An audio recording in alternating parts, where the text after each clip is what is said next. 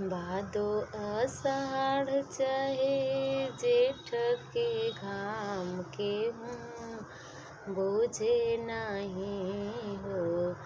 बरहो महीना नाही करे आराम के हूँ बूझे नाही हो।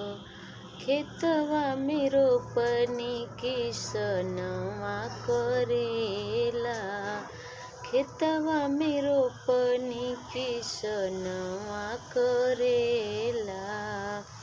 खून पसीनावा से माटी के सींचेला।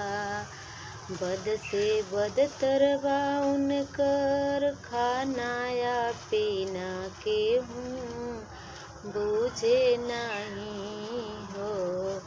बरहो महीना नाही करे आराम के हूँ बूझे नाही हो।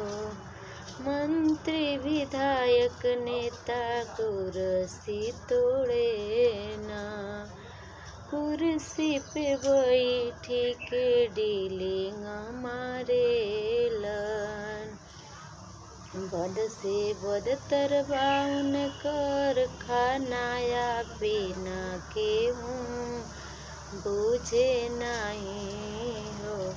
बरहो महीना नाही करे आराम के हूँ बूझे नाही हो। भादो आषाढ़ चाहे जेठ के घाम के हूँ बूझे नाही हो। बरहो महीना नाही करे आराम के हूँ बूझे नहीं हो। तो दोस्तों, एक किसान भाइयों लोग पे मेरी गीत थी कैसी है, आप लोग कमेंट बॉक्स में ज़रूर बताएं। ऐसे गीत सुनने के लिए मेरे चैनल को सब्सक्राइब करना ना भूलें।